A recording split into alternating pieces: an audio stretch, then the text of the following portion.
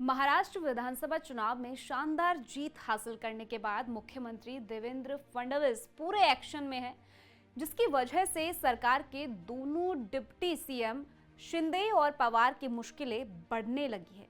फडणवीस, एकनाथ शिंदे और अजीत पवार जैसे खाटी नेताओं की मौजूदगी में भी सरकार पर अपनी पकड़ मजबूत करना चाहते हैं। शिंदे और पवार दोनों फडणवीस सरकार में डिप्टी सीएम है, लेकिन फडणवीस किसी भी मसले पर इन दोनों को कोई ढील नहीं देना चाहते हैं। इसी वजह से बीते दिनों पालक मंत्रियों की नियुक्ति पर भी विवाद हुआ था और अब मंत्रियों के निजी सचिव और ओएसडी की नियुक्ति पर विवाद देखने को मिल रहा है। पूरा माजरा क्या है आपको विस्तार से इस वीडियो में बताएंगे, मगर उससे पहले आयुन भारत को सब्सक्राइब कर लीजिए। स्वागत है आपका, मेरा नाम तान्या अधिकारी। दरअसल महाराष्ट्र के महायुति सरकार के भीतर जो खटपट सुनाई दे रही है वो थमने का नाम नहीं ले रही है। सरकार बनने के बाद से ही डिप्टी सीएम एकनाथ शिंदे की नाराजगी की बात सबके सामने आती रही है। फिर अजीत पवार की पार्टी एनसीपी कोटे के मंत्री धनंजय मुंडे को लेकर गठबंधन के भीतर तकरार की बात सामने आई थी और अब मुख्यमंत्री के निजी सचिव और ओएसडी के मसले पर फिर से अनबन देखी जा रही है। इस अनबन की वजह क्या है, ये समझने के लिए आपको पहले फडणवीस का वो बयान जानना होगा जो कि उन्होंने कुछ दिनों पहले अपने मंत्रियों को दिया था। उन्होंने सभी मंत्रियों से कहा था कि किसी का भी खास कार्याधिकारी वो होता है ना जो कभी ना कभी मंत्रियों के फैसले लेने में भी अहम भूमिका निभाता है, यानी कि ओएसडी और निजी सचिव किसी दागी व्यक्ति को हरगिज नहीं बनने देगा। उन्होंने साफ कहा कि मंत्रियों के ओएसडी और निजी सचिव चुनने का अधिकार सिर्फ मुख्यमंत्री के पास है।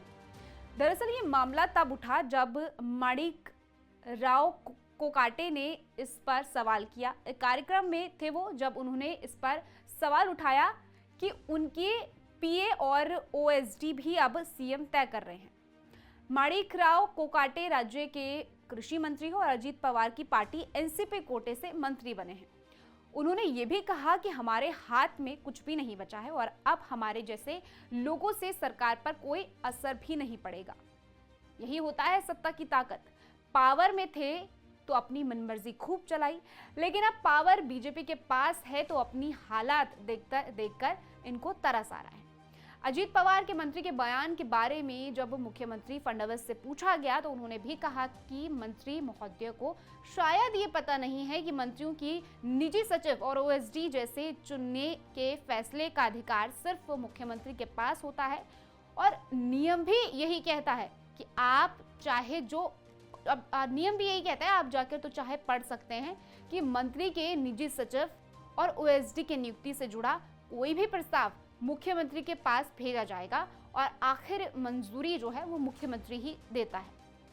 फडणवीस ने बताया कि 125 नाम मिले थे, जिसमें से उन्होंने 109 नामों को मंजूरी दे दी, लेकिन बाकी नामों को मंजूरी इसलिए नहीं दी गई क्योंकि उनके खिलाफ किसी न किसी तरह के आपराधिक मामले चल रहे थे।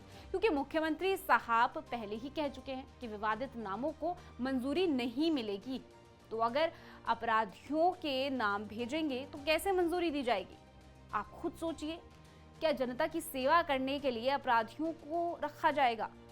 जब पावर आपके हाथ में थी तो आपने अपनी पूरी मनमर्जी चलाई, लेकिन अब पावर बीजेपी के पास है तो आपसे काम नहीं देखा जा रहा है।